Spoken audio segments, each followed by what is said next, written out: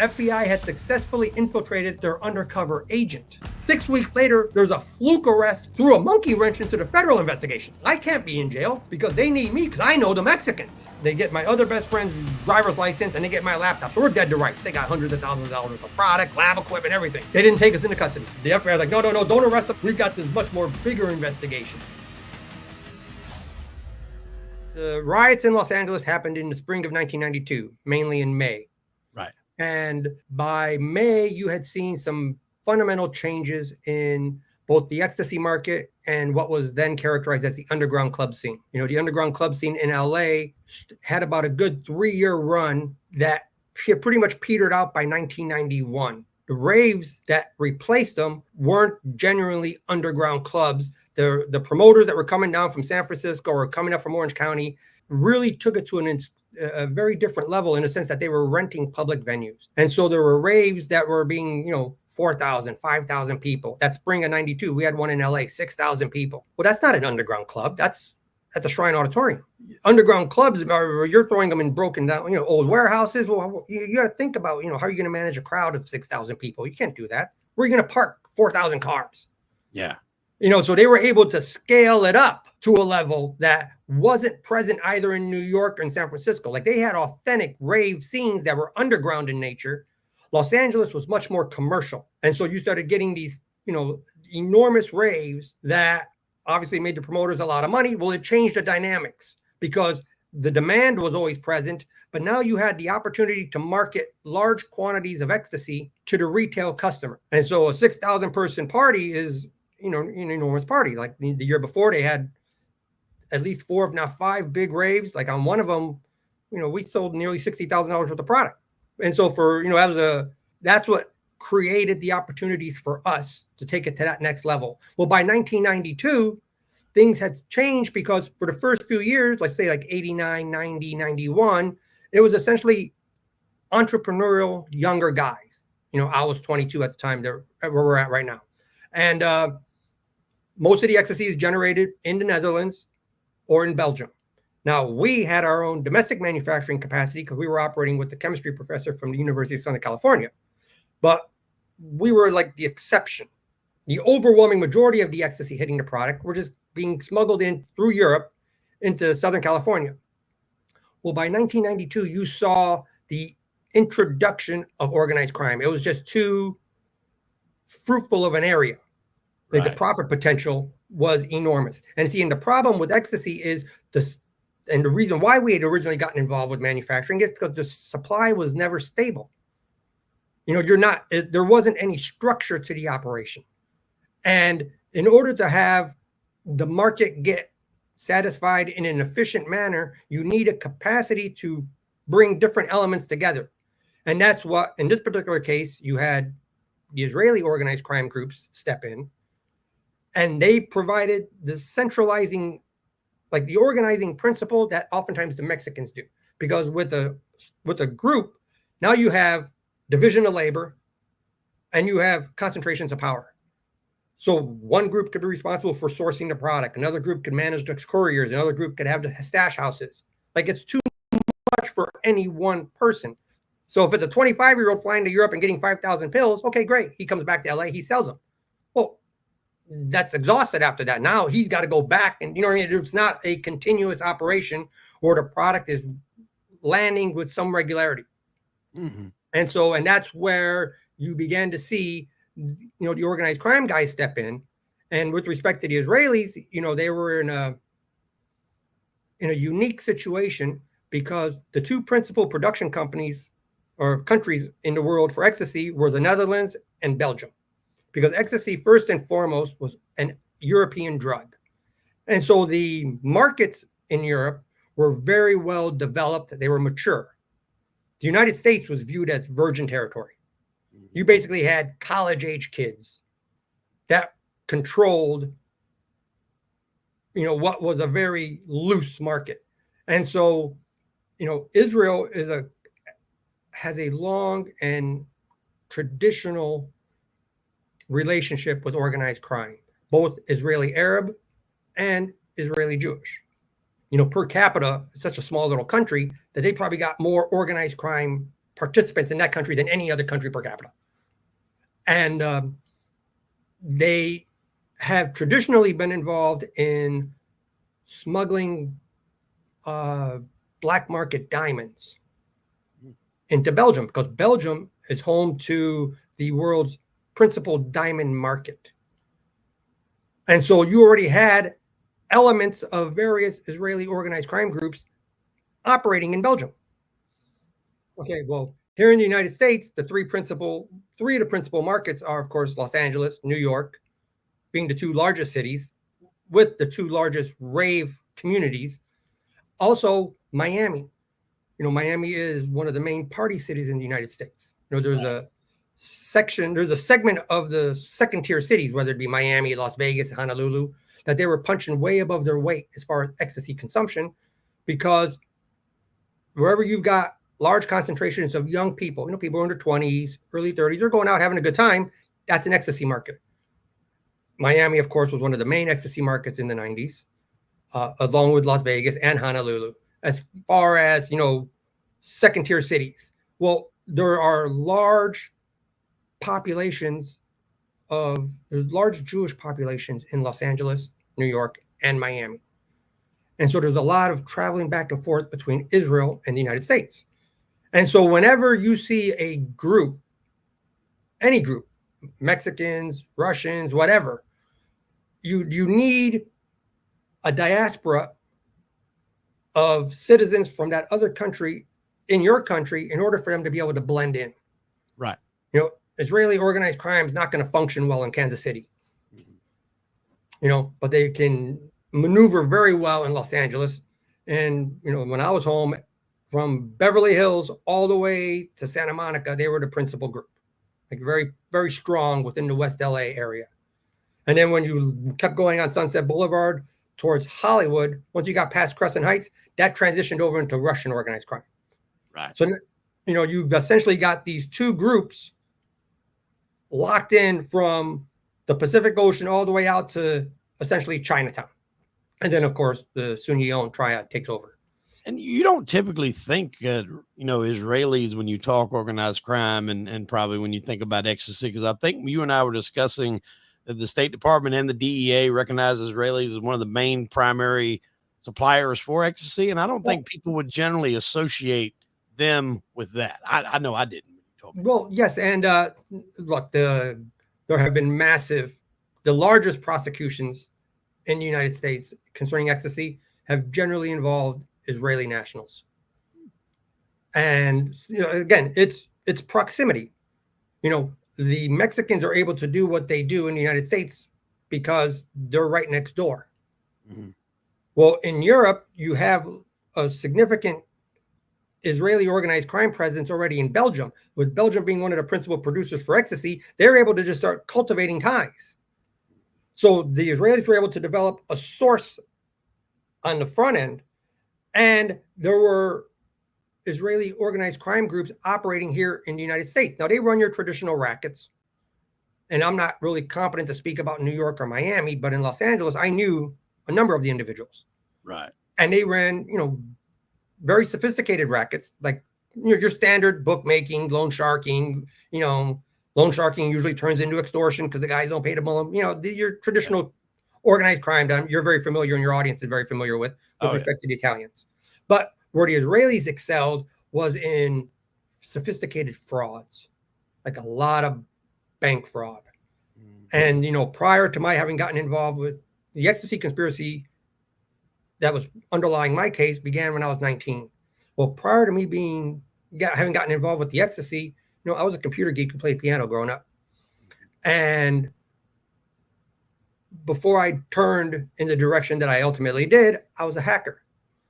And so I was one of the guys on the early 90s who provided services to a lot of the groups, principally in the telecommunications context. Like I secured their cell phones. Yeah, I was the individual that not only was able to thwart the FBI's ability to wiretap, but I could also thwart the roving wiretaps.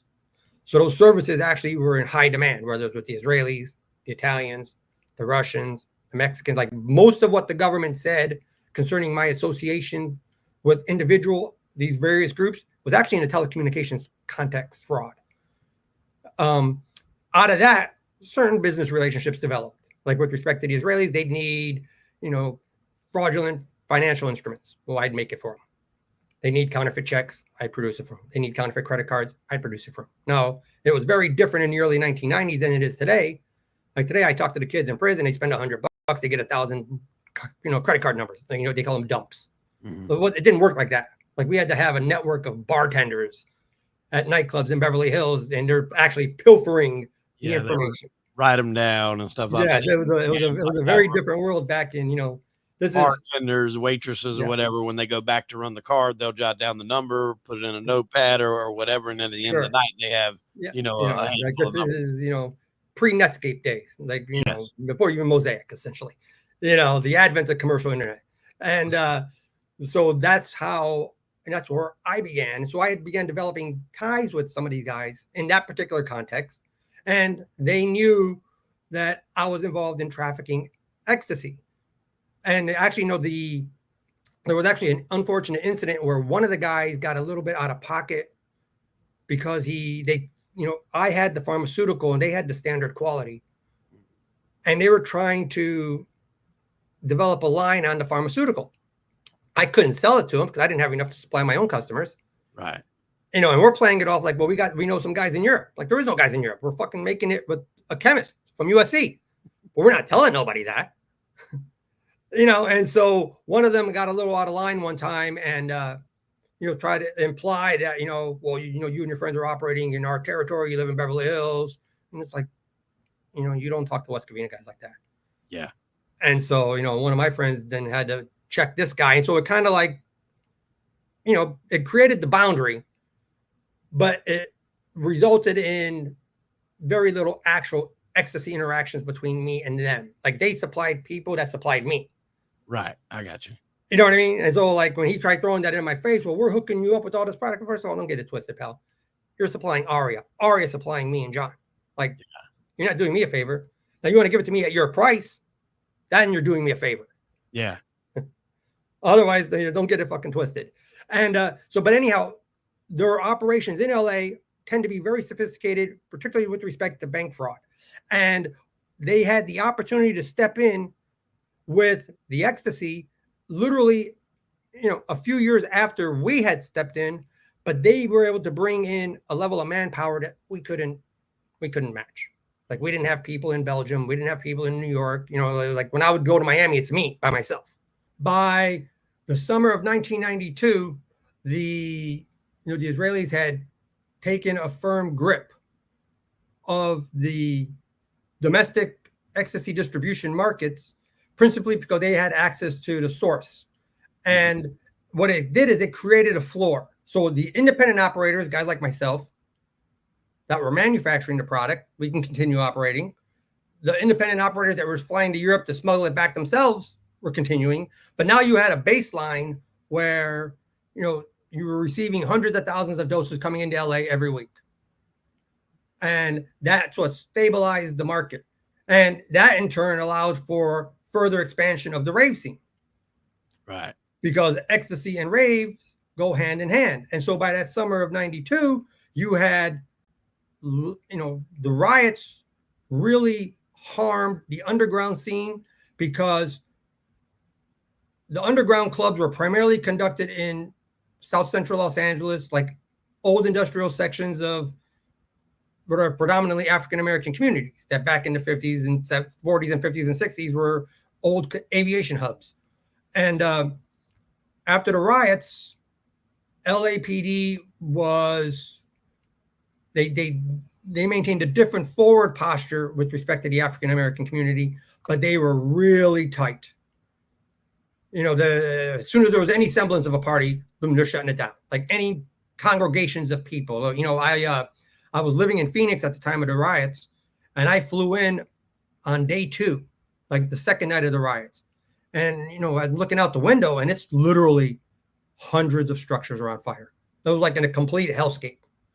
And I'm flying in to pick up ecstasy to get back out of Dodge, because at this point I'm ducking some federal investigations. And it was one of the most shocking images I'd ever seen. Like you've never seen your own city burning. And, I get picked up at the airport, and for you to get into Beverly Hills, you had to be a resident and you had the legitimate business there, because there was literally troop transports, like Humvees with 50 cows mounted on them going up and down Wilshire Boulevard. You had National Guardsmen, military personnel. You had, I mean, they essentially created a cordon around, from La Cienega up to Sunset Boulevard and all the way down Wilshire. Like the looters couldn't get past Wilshire or past La Cienega. Mm-hmm. Everything outside of that, the city sacrificed. I mean, they got all the way up to Sunset Boulevard. You were in LA a few months ago. Yeah. If you kept going down Sunset Boulevard, once you got past La Cienega, from there east, most of it burned. The big buildings, the grocery stores, the electronic stores, everything was looted. My buddy Aria had a pawn shop on La Brea, completely looted. I mean, and from that point forward, the relationship with law enforcement and the African American and lower economic strata of society in those sections of LA, it became much more militarized. And this was on the heels of what, the Rodney King? The Rodney King issue, yes. Okay. Yeah, Rodney King's, the 4 police officers prevailed. Yes, they got in trial at the state court. And, it was interesting because, my attorney represented one of those cops. He's a great attorney in LA. And so like, I'm hearing from him, like, what the fuck's going on? He's like, they weren't prepared for that. And I remember, like I said, we flew into LA and I flew into LA and my buddy picks me up and we're pulling up into Beverly Hills and it's like, stop. And we're in, although I'm Latino, I look white. My buddy's just a white boy from Beverly Hills. All right. And so we're like they perceive 2 white guys in a 500 series Mercedes. And they're like, stop, show us your papers. I'm like, what the fuck is going on? Like you had to actually establish a basis for entering into the area, and he rolled down the window. He like waved at the officers. He showed them the $40,000 Rolex. Like, hey, how you doing, sir? Like, we're not looters. Like they're taking IDs. And at the time I was using, I was ducking some federal investigations. So I was living under one of my fake IDs, Kyle Radcliffe. And so, I forgot to tell my boss that you use that as an alias. I forgot. Yes, and so it was actual. They ran the numbers through California Department of Motor Vehicles, and these are authentic individuals. I had what they're technically referred to as synthetic identities. Yeah. Well, I had 3 of them in California, a couple of them in other states, and so I was able to duck law enforcement because I would just hop between these identities. And so, literally, they let us in so well. Huh? I said, no wonder you and Matt get along so well. We've done very similar stuff. Yes. And so, hell, we were doing that back in the late 80s. That's how we got fake IDs to, buy alcohol. And of course, later on, they became very valuable because all of a sudden you've got these aged identities that, you and your friends get when you're 16, 17 years old, 18 years old. All of a sudden now, 6 years later, yeah, this guy's, as far as they're concerned, this guy's existed for 6 years, no problem. Yeah. And so, but with respect to the ecstasy, like on that particular trip, I remember I darted in, picked up the product, got out of town, like literally got on a plane, got right back to Phoenix. And the level of police presence was something that you've not experienced on an American city. I mean, like I said, they had 50 cows on their Humvees, hundreds of uniformed military soldiers. And so, after that, the underground rave scene essentially collapsed. Right. That year there was a rave at Knott's Berry Farm, which was a famous amusement park in LA, had like 20,000 people. I mean, that's a huge party for 1992. But again, it's at Knott's Berry Farm. Like there's no longer an underground element. Right. In Los Angeles. Now, if you wanted an authentic underground experience, San Francisco was on the West Coast. They had genuine undergrounds. And of course, in New York, they had the same thing. LA, you hate to play into stereotypes, but it's just, they tend to be a little bit more, superficial. Yeah. And the parties in LA were more commercial. Like the guys I knew from San Francisco that had come down, they're like, nah, they're not even going to our raves. Yeah. You know what I mean? It's like, come on, you guys have Disney, like it's like going to Disneyland, basically. And, but with the Israelis having brought in the ecstasy, it stabilized things now to where you had these enormous raves going on. And by this point, I'd already left the retail market. I'm focusing primarily at the wholesale market. Right. But I still had friends that were going to raves and selling parties. It's just at this point there was too much law enforcement scrutiny. Yeah. And the trafficking at the lower quantities is just too much exposure. Yeah, and you've drastically stepped up your game, so to speak. Well, yes, like at this point, like when the feds kicked off their investigation, I was sitting on like 200,000 doses, which today may not be significant, but in 1992 there wasn't too many people sitting on a couple 100,000 doses. Right. And that allows you the cloud and to be able to kind of distance yourself from I'll put it street level or club level. Sure. Yes. And so I was able to, I had made a considerable, the year before there was like a 3-month period where we weren't able to produce any product because we had to source one of the chemicals. And we discovered that other individuals had begun selling counterfeit versions of our ecstasy. They were essentially filling up capsules with, sugar mixed in with, iced tea. And, if you go to a rave and you and your buddy can sell, I could have easily sold 150 doses in a half hour. Yeah. And so between two guys, you knock out 300 doses, you're selling them for, $20 to $30 a piece. Well, you're making $4,000 to $6,000 in half hour, 45 minutes before people realize it's not hitting them. Yeah. And so it really undermined the retail market for our product because ours was bulk powder in capsules. Whereas what the Israelis were able to do, they're getting it produced in Europe and it came over already in pill form. So people couldn't adulterate their pills. Right. You know what I mean? So like the UFOs, although they may not have been as popular as the brown capsules, the fact of the matter remains is they knew that when you got them, you were getting what you were supposed to be getting, as opposed to all these jokers going around trying to profit off of, the product the market that we had created essentially. How long does it take for an ecstasy pill to take effect? I've never done ecstasy. Okay. About 20 minutes. Okay. Look, it takes, it depends on how much, of course, if had you eaten right beforehand, it may be a little bit longer, you know what I mean? It might be 15 minutes, it might be 20 minutes. But, for me, I didn't, like, the first time I smoked marijuana, I was 23. First time I did a line, I was 25. Like, there was like 6 years of trafficking. For me, what I would do is ecstasy, but I would microdose it. Okay. Like, physically, I'm not a very big person. Right. I only weighed 100, and at that time, I only weighed 140 pounds. And my first ecstasy experience was, although I'm sure I had a great time, like there was like a 3-hour period in this nightclub where I couldn't remember anything. And I was like the introvert in the group. Yeah.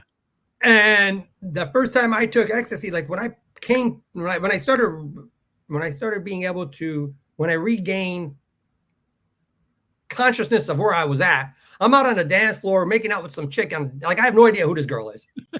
Like, I have no idea where the hell I'm at. You know what I mean? Like, I have no idea what time it is. I go and I find my friends and like, Kyle and Robert, like, dude, what the fuck? Like, bro, you're on fire. You made out with like a half a dozen chicks tonight. Like, I have no idea what's going on. And I'm like, okay. Like, I'm sure I had a great time. Unfortunately, I don't remember any of this. And, we had the first time we were out, we were at the party at the Hollywood Palladium, and there was 5 of us, but we were supposed to have 6 guys. So we had an ecstasy pill left over. So like a few nights later, we're back in West Covina, me and my buddy Danny, and we're at this local nightclub for $1 drink night, and he had that dose in his pocket. He's like, hey, I got this one. You want to take it? I'm like, no, fuck that. I was a little spooked from the previous night. He's like, oh, we'll split it in half. And so like, all right. So he breaks it in half, and it wasn't a clean half. Like, let's say like 60-40 split. Yeah. So I took the 40, and it was the best night of my life. And so, it indicated to me that I didn't need to take a full dose. Right.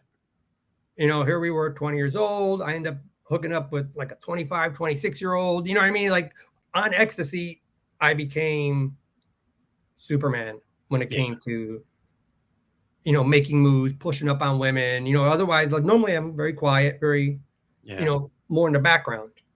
Ecstasy changes that. And Well, so and that's why with respect to the dosage, once we started manufacturing, I had access to the pure pharmaceutical powder. So I could just put it into a shot of Jägermeister and it takes effect much quicker. And once I started microdosing, I would take what would be the equivalent of a half a dose, let's say 70 milligrams, 65, 70 milligrams. And over the course of a 3-hour period, I do like little 10 milligram bumps. I used to call them licks because I pour them on my hand and then just lick them with my tongue. Okay. And so if you're taking 10 milligrams, 15 milligrams, 10 milligrams, I never actually feel the ecstasy. Like for me, I didn't do it for the psychological effects. I wanted the stimulant effects, and I wanted the physiological effects, as opposed to, I didn't care for the ecstasy trip. I wanted to be able to have sex for 4 hours. That obliteration you felt the first time. Yeah, you know what I mean? And that's why, now, of course, most people aren't that way. They'd want to go and, they want to take 2 ecstasy doses at the same time. They're like, wow, that's fucking. Yeah, they want the full ride. And with respect to what you were saying about the knockoff version, I think that's one thing that you have to kind of always keep in mind, that if your product starts taking over and becoming the dominant product, and we've seen this a lot with, anything that's not even drugs, like, Gucci, Louis Vuitton, Rolex. You walk down, Canal Street in New York, you can buy all that. Yeah. You have to consider and expect that you're going to have knockoff versions. Was there any sort of like retaliation for people that would try to sell knockoff? No. I mean, look, that's not the kind of operation we had. Mm-hmm. 2, we were making a lot of money. Right. And 3, it was, I was surprised, because when I got involved with ecstasy, when this operation began, I was 19 and we bought into the compound. Like, to us, this was life-changing kind of a thing. You know what I mean? Like, it wasn't drug dealing. It was bringing it to people who haven't had the opportunity to have an experience with it. Right. And so perhaps it was just being naive, but I was really surprised, because the first girlfriend I had lived in Newport during this ecstasy operation. Well, the second, after she and I broke up, the second one I had also lived in Newport, but I knew her from the rave scene. And for about a few months prior to me and her having begun seeing each other, she began telling me, like, hey, there's people selling that stuff that you sell. And I was like, what? And it was funny, because me and one of my business partners, we were out together at a rave with 2 of the women, and I just started seeing her, and a guy came up to me offering to sell it to me. And so I went along with it, like, yeah, I'll take 4 doses. Yeah, I'll pay $30 a dose. So he's thinking, hey, this is a great sale at the retail level, $120. So I started like peppering him with questions. Man, this stuff's the best. This is amazing. I can't find it anywhere else. And he's giving me this whole story about he's getting it brought in from Europe. He's got a friend who's bringing it in from Europe directly. He's the plug. Like, he's talking to the guys that are manufacturing it. And I'm just like, wow. And, how many nights are these guys doing this kind of stuff, where they're going to nightclubs, they're going to raves, and then they're just essentially selling Lipton iced tea. And I was like, and that actually was the context where the chemist refused to allow us to put a pill press in the lab. Right. Because remember we had that conversation, because it was producing, pharmaceutical. It wasn't a pharmaceutical lab. It was pesticides and fertilizers. Right. And so we actually had government bureaucrat types coming through the lab. We had the fire marshals coming through 4 years, EPA type investigators coming through. Kind of hard to explain a pill press in there. Sure. Well, and the thing is, there is equipment that civilians can't obtain without being a registered chemist. Like, he had a double doctorate. He was a professor at a major university. He worked in academia for 4 decades. I mean, in the private sector for 4 decades. So when you buy, 72-liter Manos, the DEA registers that, as well as, the larger equipment, the size of the equipment size, 1 grade below industrial. Right. Well, all of that's regulated. And so when we think of the DEA, you think of, the undercover agents taking down Mexican kingpins or kicking in doors. Well, the DEA is also a regulatory compliance agency. There's a whole division. All they do is focus on making sure that, doctors' offices' paperwork systems are in compliance. Excuse me. Or making sure that there's no diversion of listed chemicals. So there's a whole pencil pushing division of the DEA. And although we never were visited, we always had to be ready. And the last thing the chemist wanted, of course, was a pill press. And because he wouldn't allow a pill press in the lab, because if some DEA guy comes through and notices that, it's going to be a red flag. This is what actually prompted my friend to begin developing a relationship with the guy who turned out to be a confidential informant, who then introduced the undercover FBI agent into the group. Because they're dangling to my buddy John the fact that they had access to a high-speed pill press. And now at the time, they're thinking John's doing business with Jimmy Prentice, Dr. Feelgood. Yep. So they're targeting John on the cocaine side using the pill press as bait. I got you. Okay. And there was shortly after New Year's of 92, and this is what precipitated us going on the run, is you had the ongoing federal investigation with the FBI targeting us for ecstasy and cocaine trafficking. Even though at that point I wasn't involved on the coke, they had it as just one investigation targeting me and my 3 roommates. Then you had a separate investigation targeting me and my 3 roommates for manufacturing methamphetamine, and this is the Hells Angels related investigation. Right. You had a third federal investigation targeting me for distributing ecstasy on a transaction where my best friend sold product to a guy, and that guy sold it to the DEA agent, and then he gave us up. Yep. Well, he knew my name. And so there was literally, probably a good 3 or 4 week period where whenever I'd be down in Orange County out at nightclubs, they weren't even attempting to conceal it at that point. Yeah. And so there was just a lot of law enforcement scrutiny going on. And I'm thinking it was concentrated primarily down in Orange County. My girlfriend at the time lived down in OC. And turns out it was actually the same agency. Huh? Is this all from the same agency, or are these different agencies with these different cases? Well, no, you got the FBI out of San Francisco. You got the DEA out of the resident office out of Orange County. And you've got the resident office out in LA.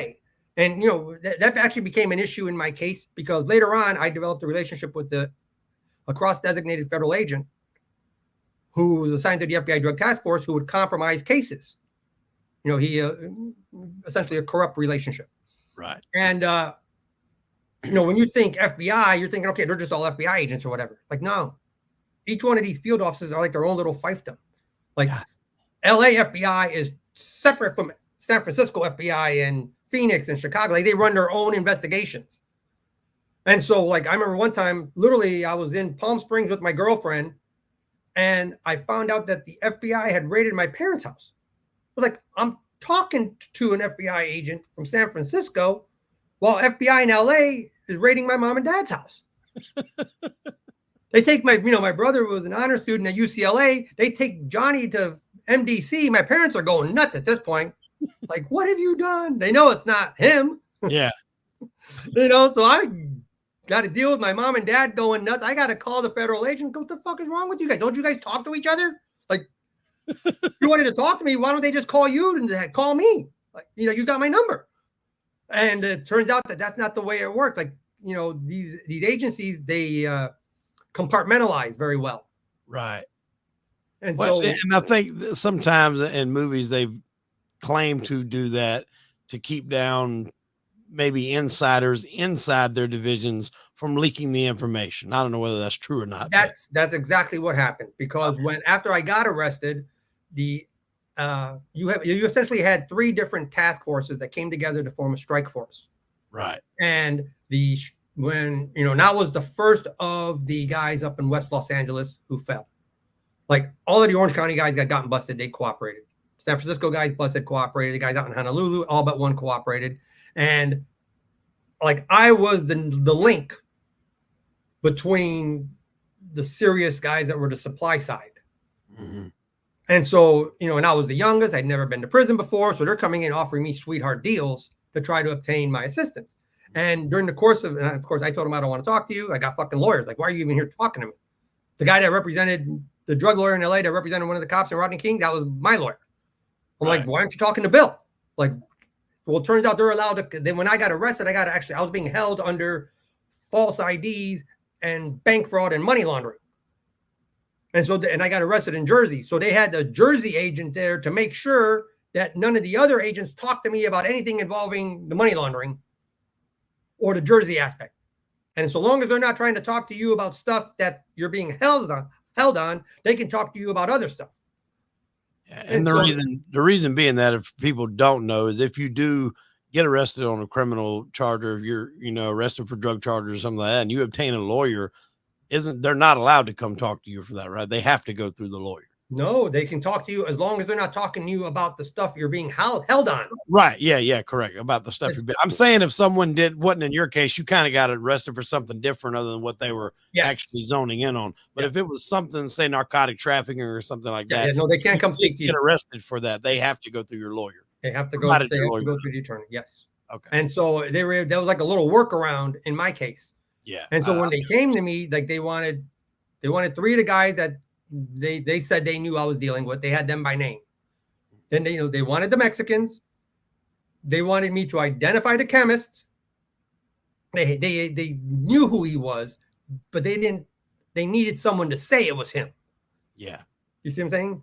And they wanted my assistance in connection with an individual who'd been unalived. And finally, she says they want the name of the agent. And they knew that I had an agent that was protecting me and some of my friends. And they're saying that he compromised at least 2 of their investigations, including one in which they had us busted dead to rights. And then at the last minute, poof, like the product just disappeared and everybody went to ground. And, like it was like the day before they took down like 3 different networks. And they were just waiting for the product to show up so they could have a bust tied to actual product rather than just informant testimony. I got you. And so she was screaming like, we know you got tipped off. He warned you. We had you dead to rights. What'd you do with the product? Like, I'm just like, I've got an attorney. Talk to my lawyer. You know what I mean? But like, that's when initially when they come in like, we're here to help you. You can help us, ameliorate your culpability. By the end, when I wasn't playing ball, now it's threatening. You're looking at 30 years on this deal and 30 years on, like every one of these deals are 30 years. Yeah. They come in with the hammer at the back end. But yes, that's a concern. And that's why they do it, so that investigations can't be compromised. And they take it very personally when investigations do get compromised. Oh, yeah. I mean, from their standpoint, I can understand that. Yes.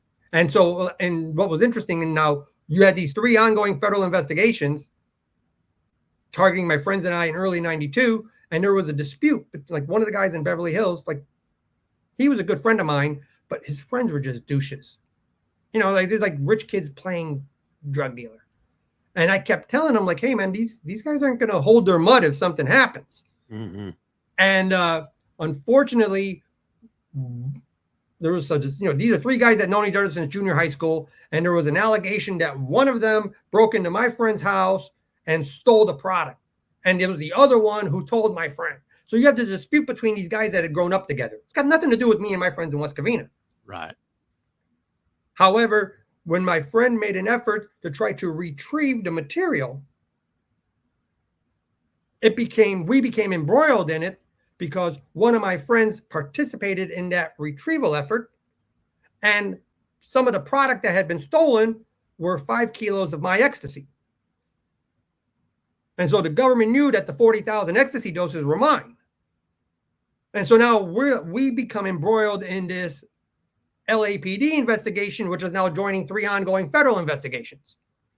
And a week after the incident, one of the douchebags from my buddy, he lived down in Newport Beach, and my best friend from high school, for whatever reason, rode with him down to Orange County to just keep the guy company while they're out partying the night before in Beverly Hills. The next day they drive down to OC because the cops said that his apartment had been broken into and come identified the stolen stuff. Now, meanwhile, I'm down at the beach at my girlfriend's place. And so my best friend from high school called me and says, hey, I'm going down to Orange County to go by Todd's. Do you want me to pick you up on the way back and run you up to Beverly Hills? And I'm telling him, what are you doing in the car, man? Like, he's going to go talk to the cop. Why are you going? So we have this conversation where I end up telling him, look, don't go. He assures me he's going to get dropped off a few blocks down the street at, some convenience store or whatever. Of course he didn't do. So he went with them. They walked right into an ambush. Yeah. And so now the problem, though, is a couple hours later, and at this point, I'm calling his pager, and he's not returning my calls. So within a couple hours, I activate, emergency contingencies.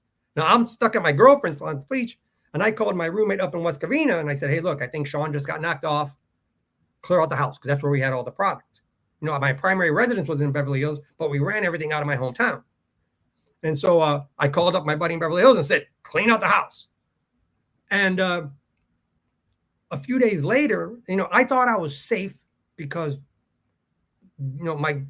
my girlfriends weren't bimbos. Dion didn't live in West Los Angeles. She wasn't a stripper. She lived down in Orange County. She was only around my friends a handful of occasions because, she went to school Tuesdays and Thursdays. She worked at a bank Monday, Wednesday, Fridays. And so, she didn't have Tuesday nights to go partying or Wednesday nights to go partying. So, on the 1 or 2 nights a week where I would fool around on the side, I'd be out with my buddies up in Beverly Hills. The rest of the time, I'd be with her down at the beach. So I actually spent most of my time down in Orange County, and none of my friends knew her last name. Most of them couldn't even tell you where she lived, just other than Orange County. And so I'm thinking, okay, I'm going to be safe here. Well, what I didn't anticipate, and this is what prompted me later on, never to have any more phones in my homes. And there was 4 years of no phones in any of my residences, was because the authorities were able to go and they pulled the phone records from our house. And they see, okay, well, we got 7 or 8 Orange County numbers. Well, one of them is my girlfriend. The other 5 or 6 belonged to my roommate who was dealing with guys down in Orange County. Well, then they go and they pull John's girlfriend's phone records. They don't need to get wiretapped for telephone toll records, only to record conversations. So they just send an administrative subpoena to the phone company. Boom, here comes John's girlfriend Jenny's phone bills. One of the numbers that John's calling from our house is also calling from John's girlfriend's place. He's calling me and my girlfriend's. Then they go and they pull Joey's girlfriend's. My girlfriend's number, the one number appearing in 4 guys' girlfriend's phone numbers is mine. And it was attached to a landline. So I'm down at the beach thinking I'm safe at Dion's. And one of the guys I maintained the next trafficking relationship with was my friend Jay. And Jay was in a relationship with a Playboy model up in LA. He stayed over in Hollywood. And but he had bought a 930, a Porsche 930, and he was having it outfitted with a nitrous oxide kit. Damn. Right? And so the shop that he was using to have it modified was down in Newport Beach, very affluent community. And they have the shops that do those kind of modifications. So Jay had dropped his Porsche off at the place down in Newport. And so when he flies in he's the guy that's from Phoenix. So when he flies in from Phoenix, he calls me up hey, what's going on, bro? I'm hey, I can't come up to Beverly Hills. This is what happened. Sean got arrested. He's holy shit. Let's get together. I can bring them up to speed. Him and I are in the middle of an ecstasy relationship. He's also engaged in other activity with other people. He wants to be kept apprised of what's going on. Mm-hmm. And so he flew into LA to go pick up his Porsche. So I told him, hey, look, why don't you catch a ride down here? Come visit me at my girlfriend's. We'll go get something to eat. And then I'll bring you up to speed. And then I'll drive you over to the shop. You can pick up your car. He's yeah, sure, no problem. So he comes down, meets up with me down in Orange County. Long story short, my girlfriend's at work. So her roommate comes home. And I only had maybe $3 or $4 grand left on me. And I didn't have, I couldn't get back to West Covina to get money. I didn't want to run up to Beverly Hills. Those areas are both compromised. So I called my buddy John up because I kept about $25,000 at his girlfriend's place, little emergency petty cash. And he was going to bring me the money, but he got surveilled. At this point, surveillance is so deep, he's getting watched coming out of his girlfriend's place. So he takes the police on a wild goose chase all the way out to Palm Springs and then drives all the way back. But he had stopped at a payphone and told me, hey, look, I got company. I can't come see you. Well, his sister lived in Newport Beach and she was holding some of his money. So he said, I'll call his sister. So he called his sister, told his sister, meet up with me. And so she meets up with me to give me $16,000. Well, me, Jay, and my girlfriend's roommate go in my girlfriend's roommate's car to go get the money and then go get something to eat. And so I'm driving the car, and I'm in a car that the authorities aren't expecting me in. Like, they know about my Beamer. They know that I have my little Honda drive around. Well, I'm not in either one of those cars. I didn't have any vehicle with me. So I was stuck at my girlfriend's place. So I took my girlfriend's roommate's vehicle, and we pick up the money, we get something to eat. And when we're coming back to her apartment complex, I just had a really bad feeling. Like, I'm someone who's, you know, I may not be the smartest person, but I'm probably the most intuitive person. You know, like, just one of those circumstances, like, I knew something wasn't right. And so instead of pulling into her complex, I pull out and I said, no, I'm going to drive around the block, do a perimeter check. And so as I come around the back, like, you have like a nice upscale apartment complex, like wrought iron fence all around. Well, on the other side of the wrought iron fence is the fugitive apprehensive team. You got the DEA and all these guys dressed up like Ninja Turtles. Like, they're getting ready to ambush me at my girlfriend's place. I come around the backside. I got the fence blocking us. I come around the backside in a vehicle that they never expected me to be in. So I pull up. It's me in the driver's seat. Jay's in the shotgun seat. Abby's in the back. I stop, and I kind of hit the brakes because there's a little cul-de-sac. And all the cops, they're like they turn right at us. And I'm just like, holy shit. So I drop that thing in the reverse. Wah! I'm screaming back. I'm going to the girls in the backseat screaming. Ah! Jay's like, go, go, go, go. We end up crazy high-speed chase. I'm dodging cars left and right. We parked underneath the fucking freeway overpass. All you kept hearing were helicopters all around us. And we're just like in there, just like waiting. You know, he called one of his friends up, said, hey, look, go rent a car. Like, the guy had to rent a car for us, drove it to some little bullshit ass mall off the 22 freeway. You know, meanwhile, they had the girl drop us off there. We jump in the car. Like, at this point, I have no clothes on. I got $19,000 on me. You know what I mean? So we leave Los Angeles, you know, bomb run out to Vegas. But that chase was outrageous because, like, at one point I had to, you know, the freeway off ramps. Like, I had to pretend like I was going to go up on the wrong way. And so I pulled one of these little moves and I backed out. And there was like, and the police were kind of like shocked for a moment. You know what I mean? Like, I was able to get some separation. Right. And I'm just blowing fucking stoplights. Boom, boom, boom, boom. You know what I mean? I'm like, I don't like, in retrospect, it was ridiculous if you think about it, because the statutory maximum for ecstasy was 5 years. Like, you know, like, I didn't know that I'm not looking. And then you're going to do what? 2.5, 3 years? Like, I'd have been better off just pulling over. Like, if I had gotten arrested in 92, I wouldn't have done 27 years in federal prison. Right. You know what I mean? Because that didn't come in until, 2000. You know, but yes, and so that's one of the stories. And so that's what prompted the fact that, hey, we knew that for sure we're the subject of investigations. And at this point, we didn't realize that there were so many of them at the time. Mm-hmm. You know, I had just literally turned 23. I'm ducking 3 federal investigations, an LAPD investigation. Jay and I bomb run out to Vegas. We stayed there for about a week. Then we're like, at this point, we don't know what's actually going on. So we just say, fuck it. We just go to Phoenix. We get a place in Paradise Valley. You know, and so now, of course, I still have to maintain the ecstasy operation because I'm one of the principal distributors. Mm-hmm.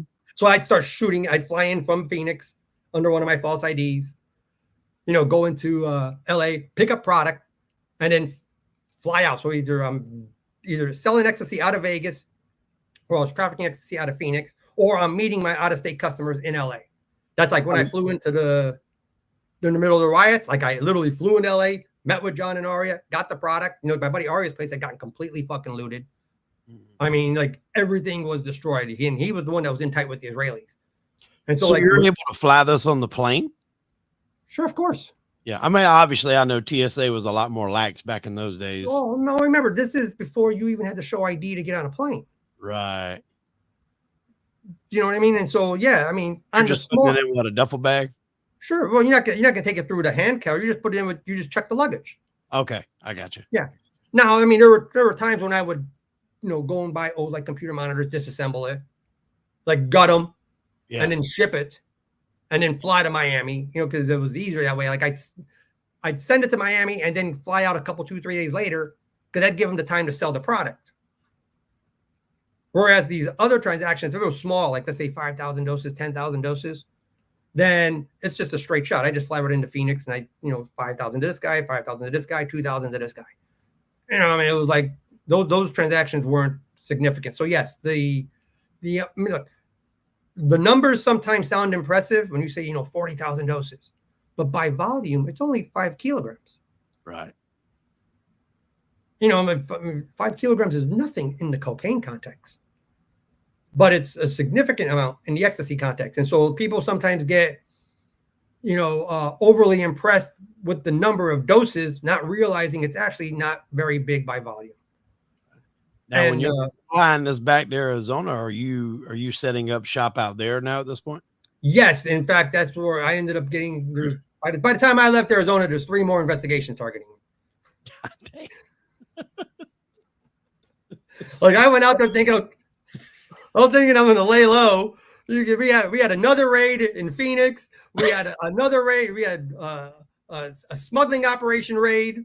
Then we had an ecstasy trafficking operation raid.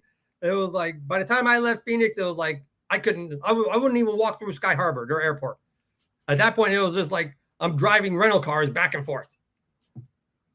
Did it ever enter your mind in any of all the, you've got now 6 total, maybe even more investigations going on, spread across a few different states. Did it ever enter in your mind, maybe I should just get the fuck out of this game? No, the thing was, I thought I was safe because I had the different IDs. No, to answer your question, no. And, and this is an issue that happened in court quite a bit, because it's like, by this point, he'd been trafficking, 4 years at this point, and then, or 7 years at this point. Yeah, but you know what? When I got knocked off, I was 27. You're talking about, I got for deals that happened when I was 22. Like, you got no lick of sense at that point. Yeah. And and for us, it was more of like this romantic notion of, like outlawry, as opposed to criminal conduct. Like, I'm not a thief. I can't stand fucking thieves. You know what I mean? But selling ecstasy or even trafficking other compounds, it was just doing business. It wasn't perceived by me as being criminal. Yeah. It's like you were riding the line and you got to enjoy the perks, money, women, fast cars, nice houses. Yes. And that's, basically, and particularly when I got out to Phoenix, because, with my girlfriend back in Orange County, now I had a lot more room to maneuver. So, I start fooling around, like I said, I didn't respect the relationship. So I'm free to sleep around as much as I wanted to when I'm in Phoenix or I'm in Vegas or I'm in Miami. Right. And so it was basically just young guys having a lot of fun with, more money than sense. Let's put it that way. Do you have any escape stories in Phoenix? Oh, yeah. Well, it was a great one, actually, because at the time I was, they thought I was Kyle. And so I had, one of the women I had begun fooling around with was this smoking hot co-ed at ASU, right? Arizona State, right there in Tempe. Right. And so I started fooling around with her. And of course, she had, like, the 3 women I had dated in Phoenix, didn't even know my real name. And so when I would fly into Phoenix, she'd pick me up. At this point, like, Jay and I had moved out of the house in Paradise Valley because the feds had tried to arrest him in Chicago. So, like, they missed him in Chicago. He took a bus to Cleveland, shot back into LA. And so, like, our house in Paradise Valley was now compromised. And so I'm like, fuck. So I change IDs. Like, everybody thinks I'm Kyle Radcliffe, but now I flip over to Wallace Bergman. Mm-hmm. And so, I flew into Phoenix, and Karen picks me up, and she was really cool. She let me stay at her place. Like, she knew that I had a girlfriend, and she knew that there was some law enforcement issues. She's like, no, just hang out here. Nobody knows anything about her. And at that point, I didn't have a car in Phoenix. And so, because I had to get rid of the car I had in Phoenix, but now the authorities know about that one. So I'm basically flying in, staying at her place, using her car to go do my deals. Right. And so, like, Monday morning, I drop her off at the mall. She worked at the Scottsdale Galleria, like the nice mall right there in Scottsdale. Right. So I drop her off, keep the car. I go in and meet my buddy Jay, sell him 5,000 pills or 5,000 doses, the capsules. I go and meet my buddy Billy, sell him 5,000. Then I go and I sell 4,000 to two guys. Now, these are the two guys that I knew that were in my age group. They were college students at Arizona State. The other guys were older. And my buddy Jason had a girlfriend who had a best friend who I had a thing for. Like, I loved East Coast girls, particularly, like New York, New Jersey, Connecticut, like their attitudes, the accents, you know what I mean? And the look on the East Coast was very different, particularly in Los Angeles, the skinny blonde, fake boobs, that's the stereotype in LA, particularly down in Orange County, where I spent most of my time. Whereas she was a smoking hot girl from Jersey who was Jewish, loved Jewish girls. And unfortunately, she had a boyfriend. So I spent all summer like maneuvering. If you're going to seduce a woman that's in a relationship, it's very different than doing so when she's single.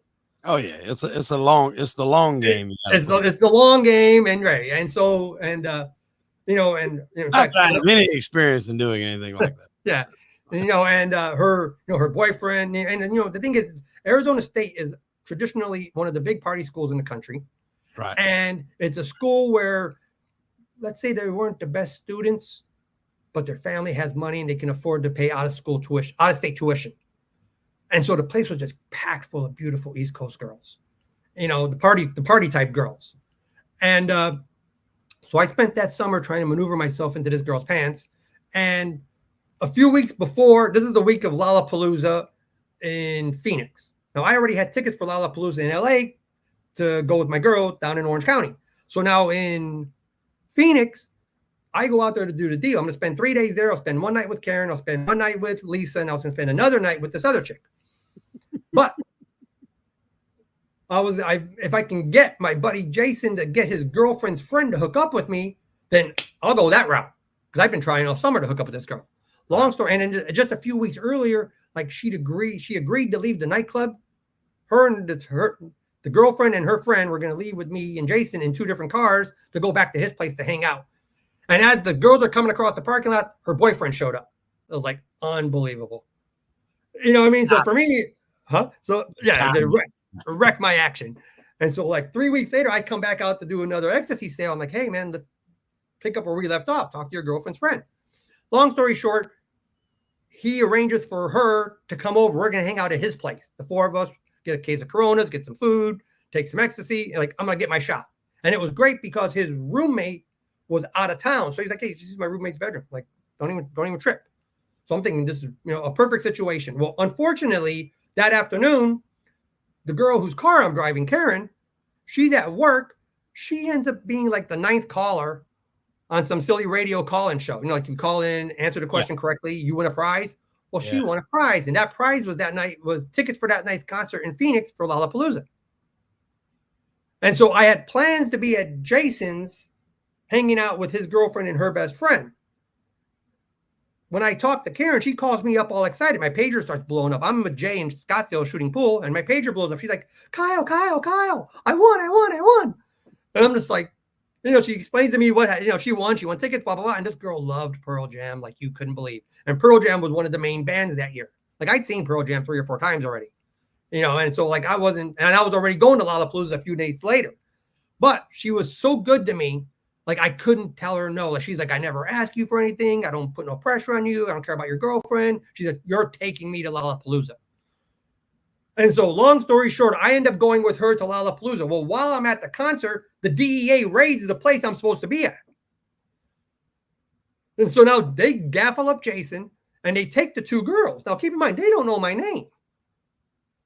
So the DEA gets the 2 girls in the 2 bedrooms, separate them, question them. They take Jason into custody. Now, fortunately, earlier that day, I sold Jason a couple thousand doses, but he left the product at one of his girlfriend's friends' place. He didn't take it home. So they didn't get no product. So they're just taking him in to question him. Well, when they question the 2 girls, they don't know my real name. Right. They're thinking I'm Kyle. And they're asking them a bunch of questions about Pierre from Los Angeles. And so my buddy Jason's girlfriend's cousin was another one of my customers. And keep in mind, like all the Jersey people, like all their dads are like pretty big mob guys. Right. Heather's family was connected. Tony B's cousin was connected. The boyfriend of the other girl, her grandfather was a famous mob boss. Like these are all like So they all grew up in families knowing never talk on the home phone if there's a problem. Right. So the girls run to a payphone, call up Tony. Tony calls me. Meanwhile, I'm in the concert. He's paging the hell out of my pager because they're trying to warn me not to come back. The fucking feds raided. And so after the show, I get out in the car. I page him. I'm like, holy shit. So I call my buddy up. He tells me it's DEA raided. They got Jason. And, they questioned Heather and the other girl. I'm like, and they wanted to talk to me. The girls did.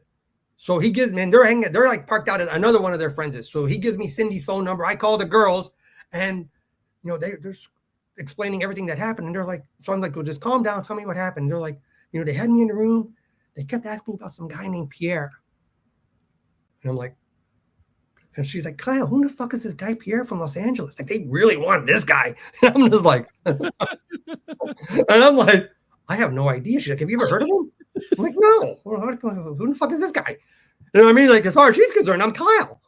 Like, I've checked into hotels under Kyle. She's been to parties at my hotel suite under Kyle. Like, she's here for Kyle Radcliffe's room. Oh, yeah, he's up in this room number. Like, they're not thinking it's all a false identity. And so they end up, they missed me on that particular raid at that particular moment, that night. So I'm like, shit. So like the next day I left Phoenix. I had to get back to LA because I was going to the MTV Music Awards. So I got the hell out of Phoenix. And this time I had to drive back. So I'm afraid that I can't walk through the airport. Low key is not in your repertoire here. Apparently. No, yeah. And so MTV Music Awards, goddamn. Yeah, I didn't even pick up the rest of the money. I told Jason and Tony, look, I'll be back. You guys get the money to me when you get to me. Like, boom. So me and my buddy, we get the hell out of Dodge. We bomb run back to LA. And like 2 weeks later, we end up, in the interim during this time period, there was a shipment of cocaine that was coming up from Mexico.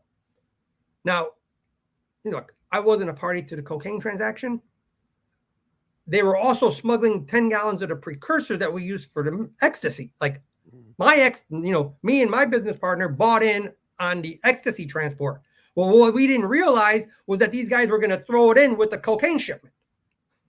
You know what I mean? It was like the arrangement we had was separate from the arrangement he had from the other guys. Well, the cocaine operation gets knocked off. Well, I don't even know there's a shipment of cocaine coming in. So I returned back out to Phoenix because the product was coming in through Nogales, coming up to Phoenix.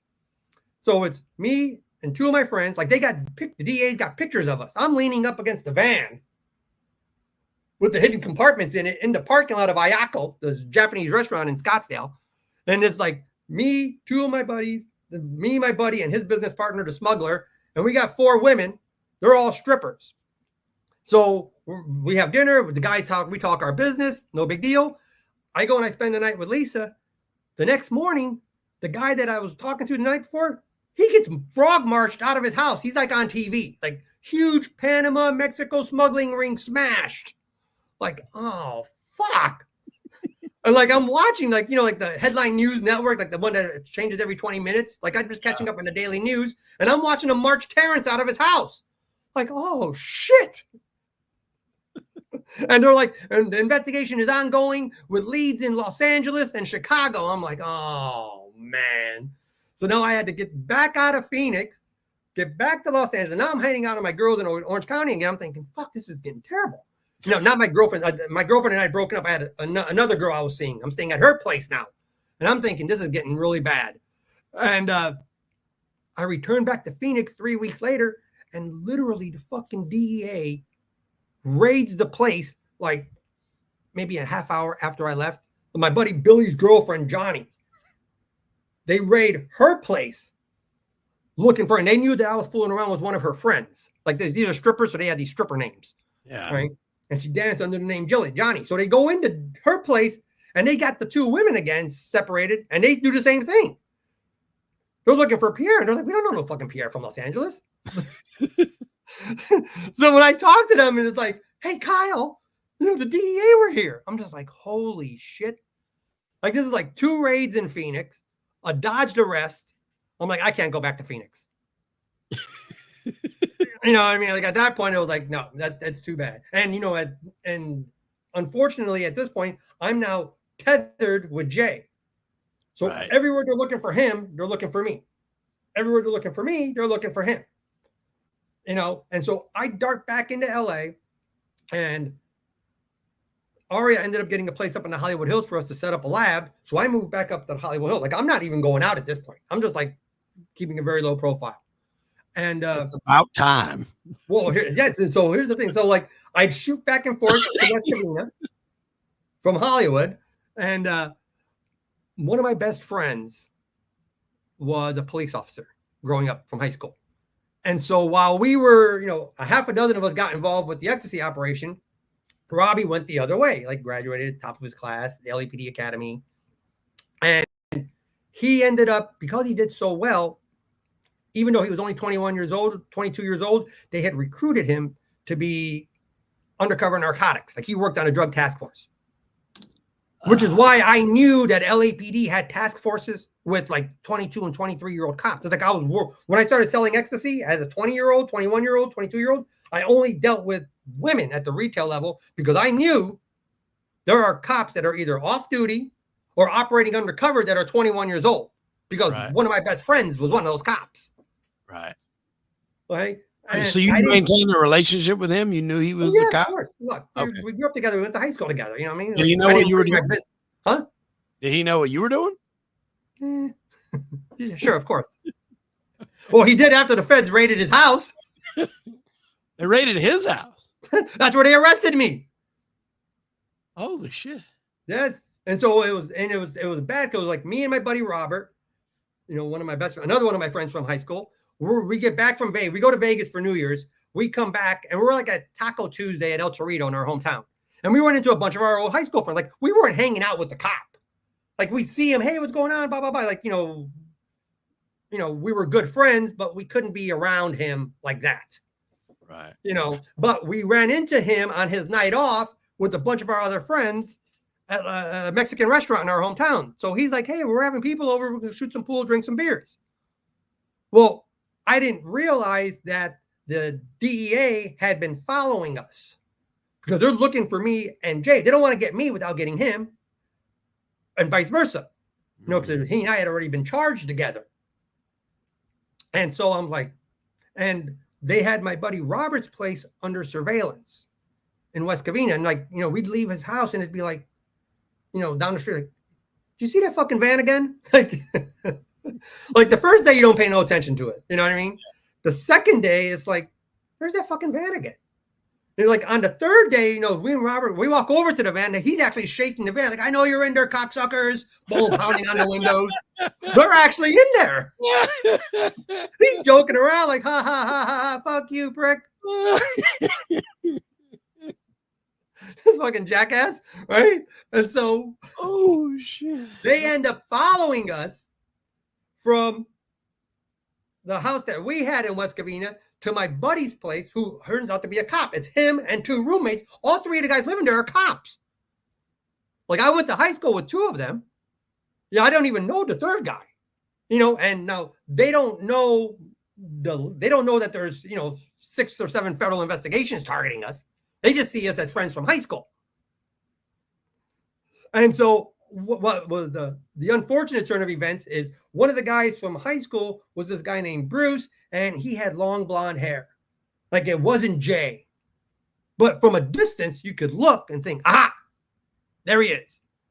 And so the authorities followed us from the El Torito restaurant to my buddy Robbie's place.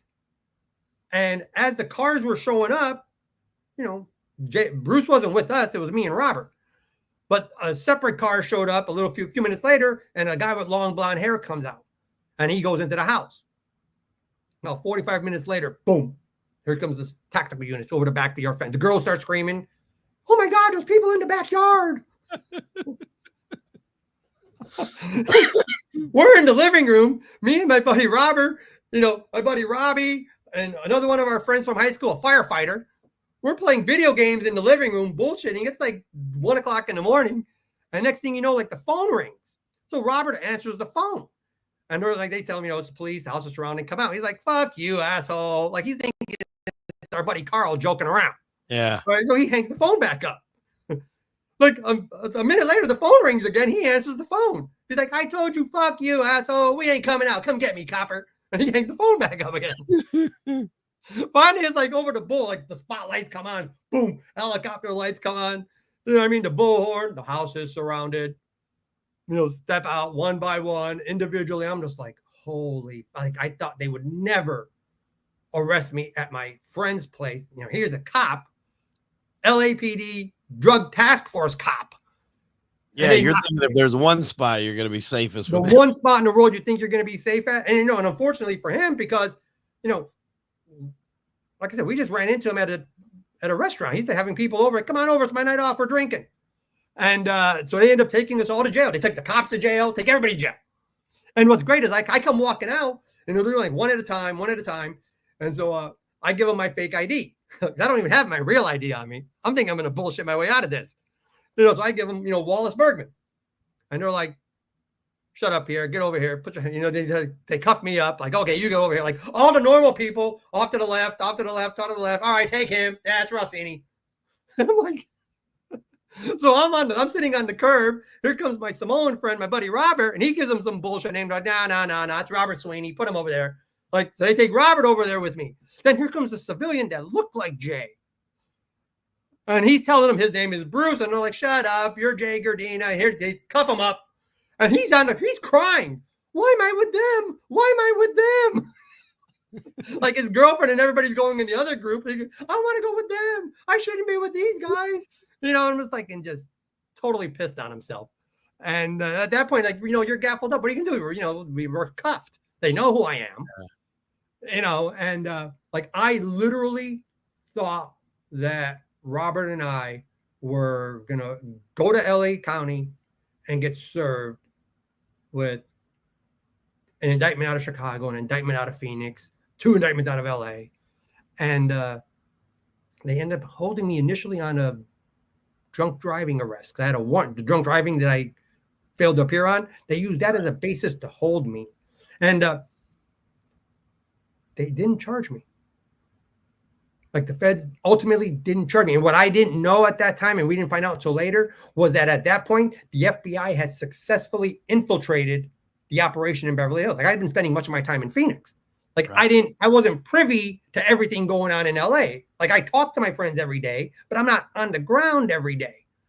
And so the FBI had successfully infiltrated not only their confidential informant, but their undercover agent.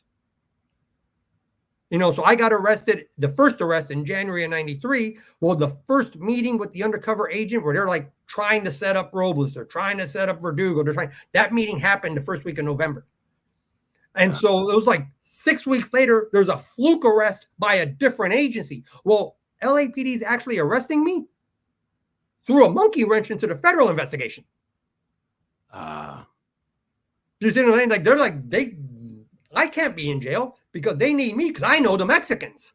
Yeah, they're still got their eye on you. So if they got the bigger prize. They're like, you know what I mean? It's like up their investigation. Yeah, it's the same thing that happened. Like later on that next year, they raided one of the stash pads, and it was my best friend named Joey's name. But they got my laptop, the one I used to manufacture, the telecommunications fraud, the credit cards, the checks, all that. They got all that stuff on my laptop, and it was my laptop. So the place is in my best friend's name. They get my other best friend's driver's license, and they get my laptop. So we're dead to rights. They got hundreds of thousands of dollars worth of product, lab equipment, everything. They didn't take us into custody. Because again, the FBI was like, no, don't arrest them on that bullshit. Like, we've got this much more bigger investigation. Right.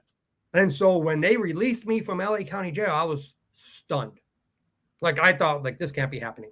I called my younger brother, like, hey, come get me. And he drove me to my parents' house. Like, I didn't leave my mom and dad's for 3 days. Like, the only people I would talk to were actually like friends from high school. Like, I had to tell my brother, call Sean. Like, I can justify Sean, Robert, and Kyle because we quadruple dated to the prom together with our girlfriends our senior year. Right. Like, don't be bringing in like nobody else come around. Them guys only. Like, I wouldn't even meet with Joey, and I was friends with Joey's younger brother in high school. Fuck it, too far of a way. You know what I mean? It was like, and that's at that point we were about 6 months away from the main event, where you had the authorities had us dead to rights with probably about $1.5 million to $2 million worth of product, and the undercover agent and his informant extorted a bribe instead of busting us.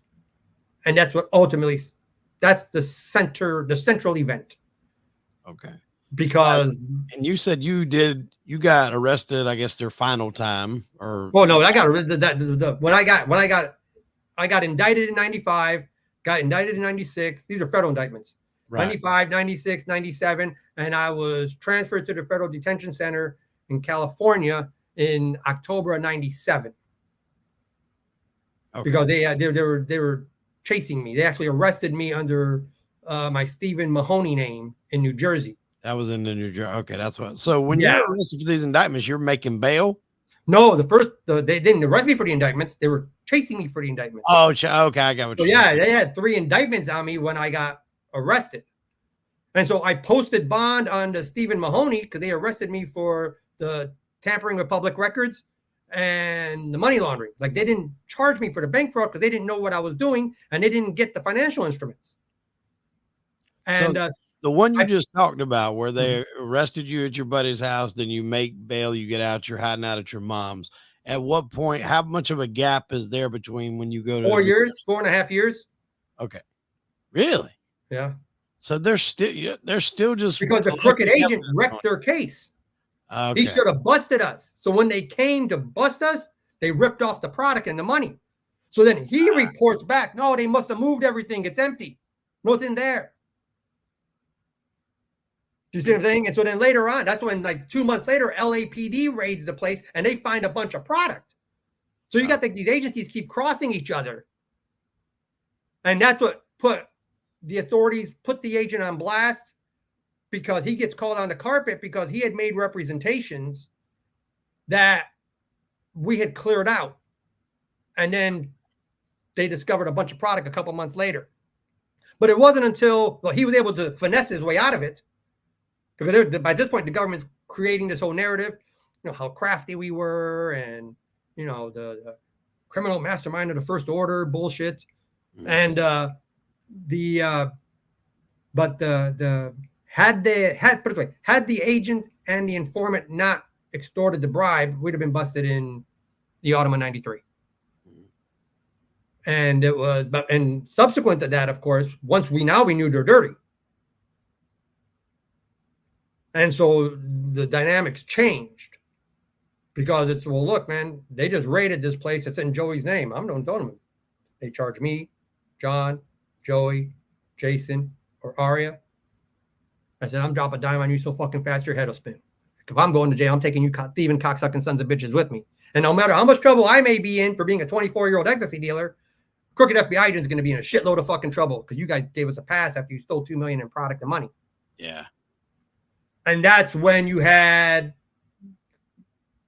the authorities begin treating it a lot differently, because there were a number of investigations that were compromised. And so, and the authorities keep assuming that the agent was out of Los Angeles. So like when the FBI and the DEA came to talk to me, they're like, we want the name of the agent in LA. Well, the agent was never in LA. It was the agent from San Francisco. So they're actually talking to the dirty agent, not knowing it's him. And so when he sends word, don't send the fucking load, it's a fucking bust. That's how we were able to dodge that indictment, that arrest, because we got tipped off, because he's getting called from them to coordinate stuff on the California end. They don't know that he's leaking the information. And unfortunately, like the guy that I warned, who actually belonged to product, he in turn, this guy named Lance, he's recorded 3 weeks later, surreptitiously recorded by the FBI informant. And he tells them, well, hey, man, yeah, good thing Pete's fucking Fed saved us. They were taking everybody down. They're going to take his brother, because his brother was one of their main targets.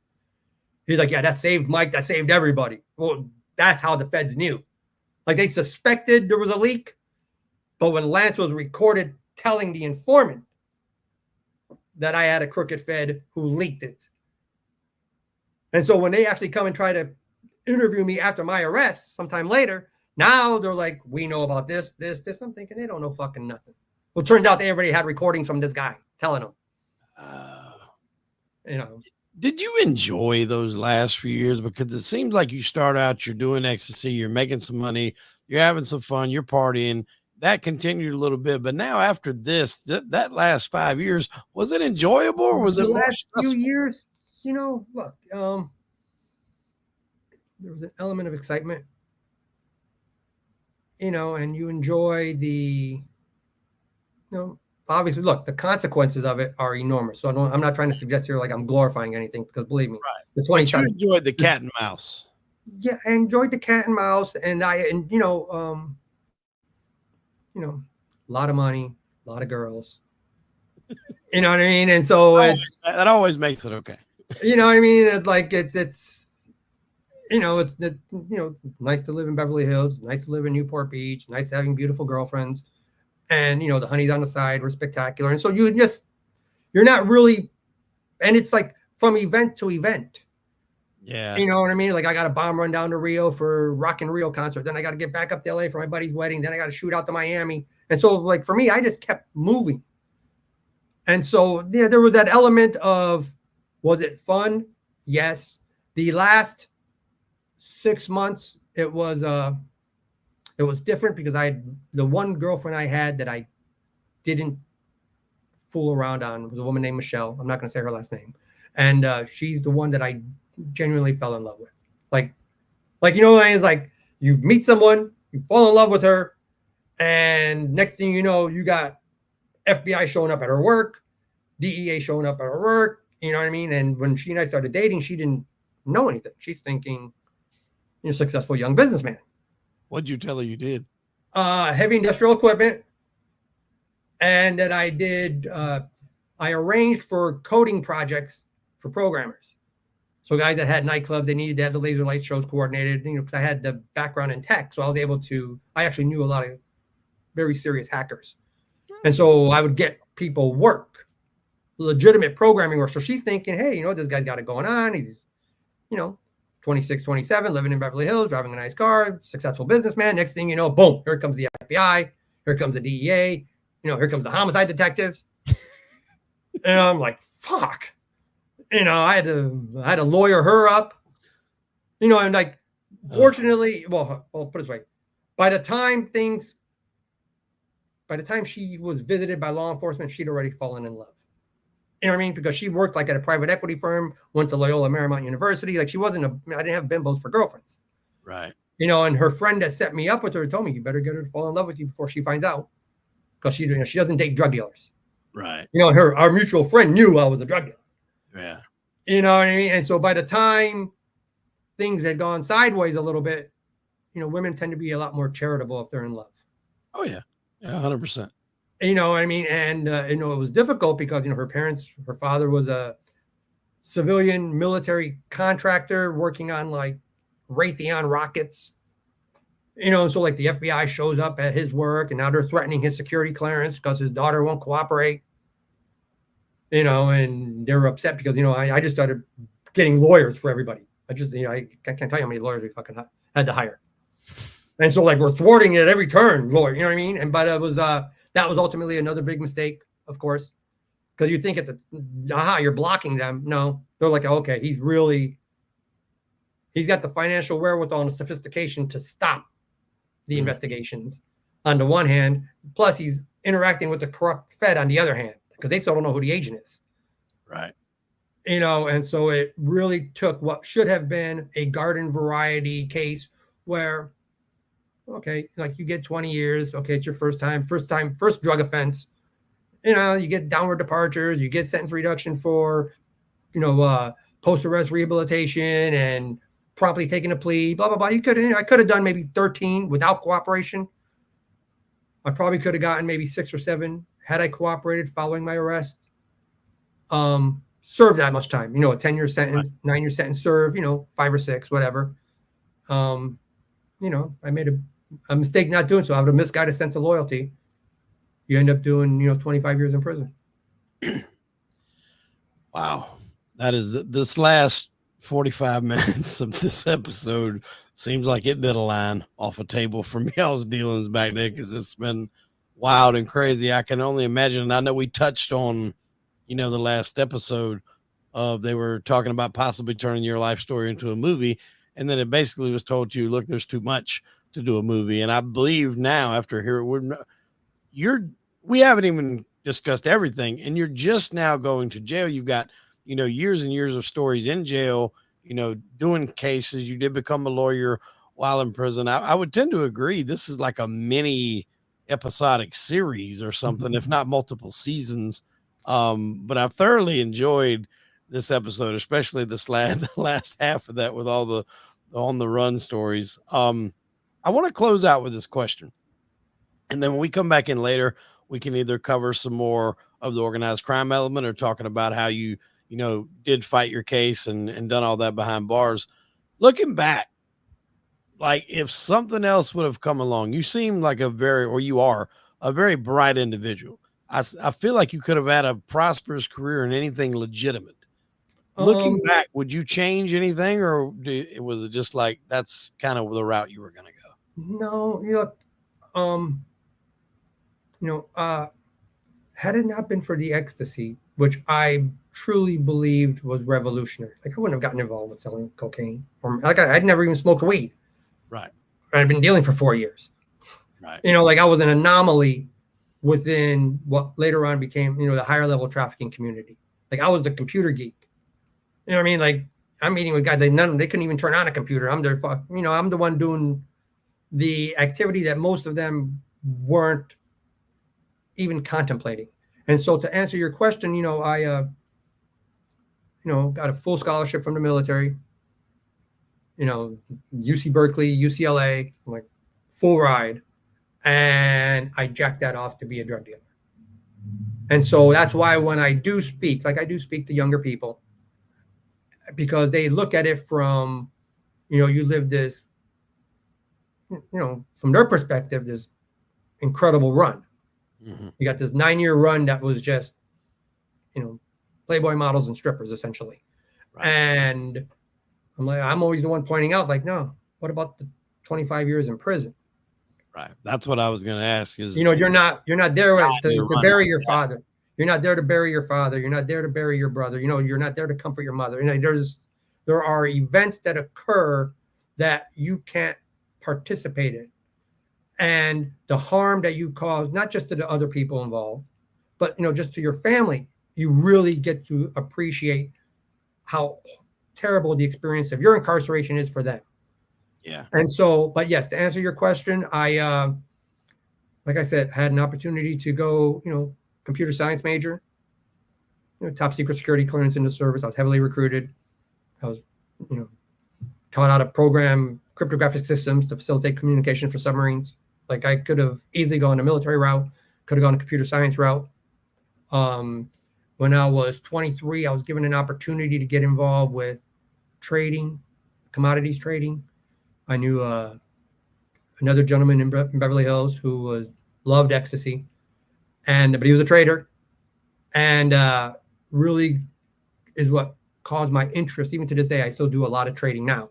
But yes, I did have that opportunity to get involved with those markets at an early age, which of course I would have avoided all the incarceration. My buddy Jay, when he called me up, he's like, "Hey, I'm out. I'm going porn. You want in?" I'm like, porn? No, I'm not going to get involved with fucking porn. You know what I mean? And so like at every turn, there's opportunity that I turned down. When I was in Brazil for those 3 months, met a beautiful woman, great. Father was practically a billionaire. Had every opportunity with her. Like her family's like, if you stay, you can be with her. If not, go home, because they're afraid she's going to do something stupid, like try to get pregnant to keep me there. Right. Just everything. And, my family was fairly well-to-do down there. And, my uncle's like, look, you can make a life here with her. Meanwhile, I got all my buddies back in LA. Come on, we got a party. You got Danny's wedding. Come on, you got to get home. Like my life was here. Yeah. Now, in retrospect, when you look back, should I have gone other routes? Of course. Yeah. It's embarrassing that I got myself into the mess that I did. I'm disappointed in the fact that I did so. And of course, the 2+ decades in federal prison was an enormous price to pay. Yeah. And so like today when, I was given an opportunity to do speaking engagements by a company that reached out to me because they want me to go and, and explain to the younger guys, because there's like drug diversion programs where they'll get like that 21 or 22-year-old, instead of giving them the record, they let them slide, but you got to go through this, like, you come talk to them.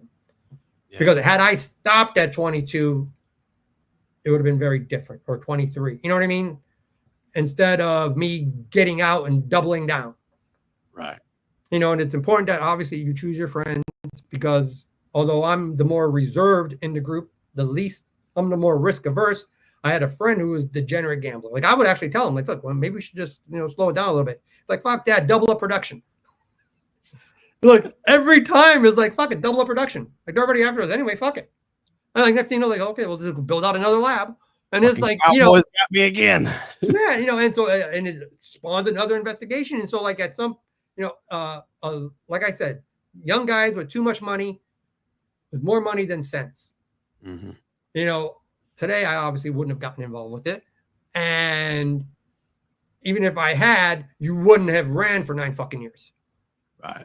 You know what I mean? And so, yes, the last 3 years, although were some of the best times of my life, were also some of the more challenging. I think that's a good spot to end it, man. I think it's great what you're doing with the public speaking to, because a lot of times you're not going to reach the younger generation speaking from a non-experienced position, if that makes any sense. Somebody that just went and took a course in college, speaking to somebody that's never done anything wrong, that's never been arrested, that's never, been chased from police, ducked federal indictments. I mean, they're not going to listen to somebody that just took a course on how to talk to somebody. They are going to listen to you. So hold that with some weight, that, Sure. The message that you send does kind of, impact the youth. And I believe that you'll continue to do so. I think that's a good spot to end it, man. Look forward to the next time you come on the show. No problem. Thank you for your time. Have a good evening. All right, buddy. We'll see you next time. Okay.